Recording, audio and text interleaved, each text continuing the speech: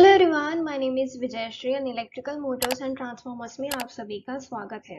तो previous tutorial में हमने पढ़ा था three phase to two phase conversion which is also known as Scott connection. Okay, तो इस ट्यूटोरियल में हमें पढ़ना है selection of transformer as per IS 10028 part 1 1985।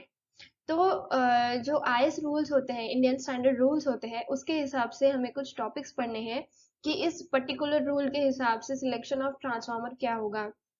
उसके बाद फिर हमें देखना है criteria of selection of distribution transformer क्या होगा। So these kind of topics जो है हमें इस यूनिट में अब पढ़ना है। Okay, so let's start the tutorial. So as you can see on screen, यहाँ पे कुछ फॉरवर्ड बताए गए हैं। So let's see यहाँ पे लिखा क्या है इस फॉरवर्ड्स में। Okay, this Indian Standard Part 1 was adopted by the Indian Standard Institution on 21st May 1985. Okay, तो इस डेट पे जो है ये क्या किया गया था, अडॉप्ट किया गया था। After the draft finalized by the Transformer Selection Committee had been approved by the Electrotechnical Division Council. Okay, the Code of Practice on Installation and Maintenance of Transformer was originally published in 1961 as IS 1886. ये जो है installation and maintenance का जो code है यहाँ पे बताया गया है, ये ओरिजिनली पब्लिश किया गया था 1961 में। ओके, एज किसके तौर पर ये जो है पब्लिश किया गया था, as IS 1886, intended as a guide to installation engineers, contractors and other engaged in the installation and maintenance of power distribution transformers. So it was revised subsequently in 1967. Okay, इसको जो है रिवाइज भी किया गया था इस ईयर में with additional details regarding internal inspection of transformers. So apart from the transformer concerning transformers themselves, the code covered ancillary work such as ventilation, cabling and isolation of transformer. तो यहाँ पे कुछ information बताई गई है कि जो additional details, okay, regarding internal inspection of transformer, तो जो हमारे ट्रांसफार्मर होते हैं उसका इंटरनल इंस्पेक्शन होता है, उसके हिसाब से जो एडिशनल डिटेल्स जो है वो बताई गई है, उसके हिसाब से इसको फिर रिवाइज किया गया था इस ईयर में 1967 में।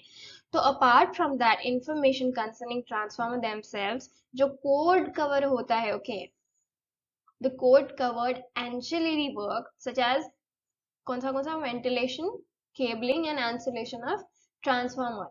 तो ये भी यहाँ पे इस इंफॉर्मेशन को भी जो है ध्यान में रखा गया था। Then the present version of the code has been brought out to include additional details, okay, such as the criteria of selection of transformer and to update the information in other respects. This code has been published in the following three parts.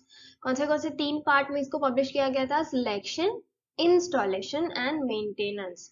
तो इन तीन parts में जो है इसको जो है हमने जो है पहले पब्लिश किया गया था। So attention is drawn to IS 10561 1983, which may also be referred to for additional guidance for determination and selection of transformer characteristics.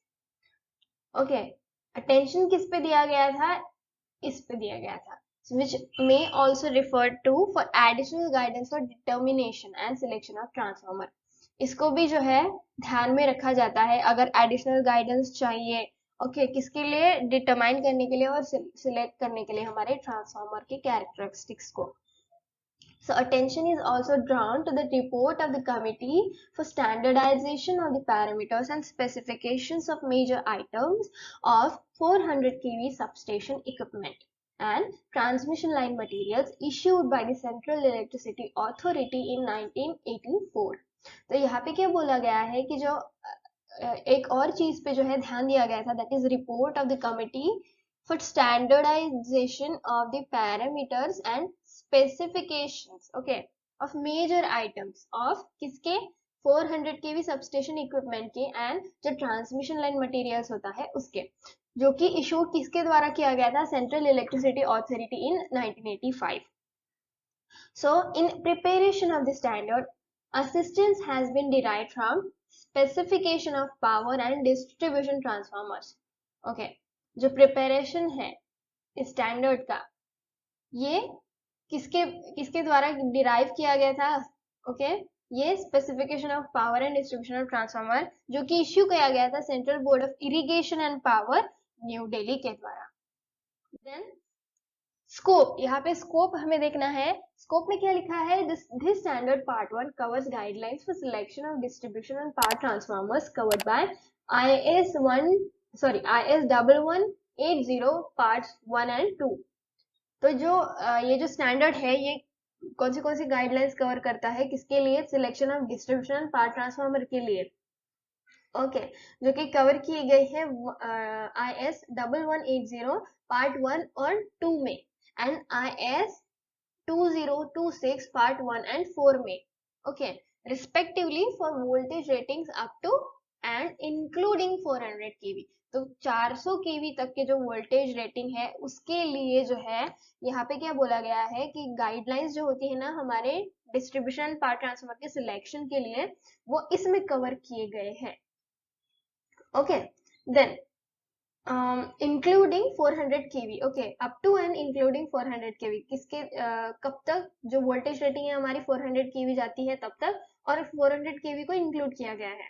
So highest system voltage okay is 420 केवी, 420 केवी तक का जो है हाईएस्ट यहाँ पे बोला गया है वोल्टेज जा सकता है, हाईएस्ट सिस्टम वोल्टेज जा सकता है। The purpose of this standard, the definitions given in IS 1885 Part 38 1977% shall apply।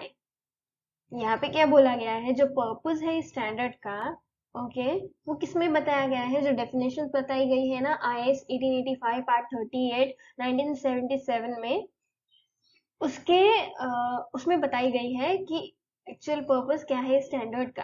So general points कुछ बताए गए हैं। The transformer covered in the standard are classified into following groups. Okay 4 groups में यहाँ पे बताया गया है इसको। सबसे पहला है distribution transformer up to and including 1600 kVA okay और 1600 kVA। Then power transformer above 1600 kVA, power transformer इसके ऊपर की वैल्यू हो गई, डिस्ट्रीब्यूशन ट्रांसफार्मर यहाँ तक और इसको इंक्लूड करके। देन जनरेटर ट्रांसफार्मर और unit auxiliary and station transformers. तो यहाँ पे एक नोट में बताया गया है the terms used here are not in line with IS 2026 part 1 197 sorry ये यहाँ पे कुछ नंबर बताया गया है। Then उसके बाद where generator transformers, unit auxiliary and station transformer are covered in the general category of power transformer. This distinction has been made in this code of practice as the selection criteria is different for different groups. तो यहाँ पे ये जो 0 है ये शायद गलती से आ गया है पता नहीं, बट यहाँ पे ईयर बताया गया है 1977 ओके। तो IS 2026 पार्ट 1 1997 में जो है इसमें ये बोला गया है कि जो टर्म्स यूज की गई है यहाँ पे ये इस रूल के साथ लाइन नहीं करती। ओके वेयर जहाँ पे क्या होता है generator transformer, unit auxiliary transformer and station transformer ये कवर किए गए हैं in the general category of power transformer. Okay तो पावर ट्रांसफार्मर के जनरल कैटेगरी में इनको जो है इनको कवर किया गया है। तो किसमें कवर किया गया है, इस रूल में। तो ये जो रूल में ये सारी चीजें बताई गई है ये इस ट्यूटोरियल में हमने जो टर्म्स पढ़ी उसके साथ अलाइन नहीं की गई है, ये इस नोट में बताया गया है। तो ये जो डिस्टिंक्शन है ये has been made in this code of practice as the selection criteria is different for different groups. Okay तो जो सिलेक्शन क्राइटेरिया है जो कि इस कोड में बताया गया है ये डिफरेंट होता है डिफरेंट ग्रुप्स के लिए। तो अब हमें यहाँ पे जो है कुछ पॉइंट्स पढ़ने हैं। यहाँ पे बताया गया है the following should be considered as the main governing features of each group of transformer for the purpose of selection. तो ट्रांसफार्मर को सिलेक्ट करने के लिए यहाँ पे कुछ फीचर्स बताए गए हैं, उनको कंसिडर करना है। ओके जो मेन गवर्निंग फीचर्स होंगे हर एक ग्रुप के ट्रांसफार्मर के लिए, ओके किसके लिए, सिलेक्शन करने के लिए उसके। तो पॉइंट्स कौन से हैं, ratings, tabs, connection symbol, impedance, termination arrangement, cooling and fitting accessories. तो जो रेटिंग्स होती है वो हमें देखना है। ओके, ट्रांसफॉर्मर को सिलेक्ट करने के लिए ये जो फीचर्स है वो देखने हैं।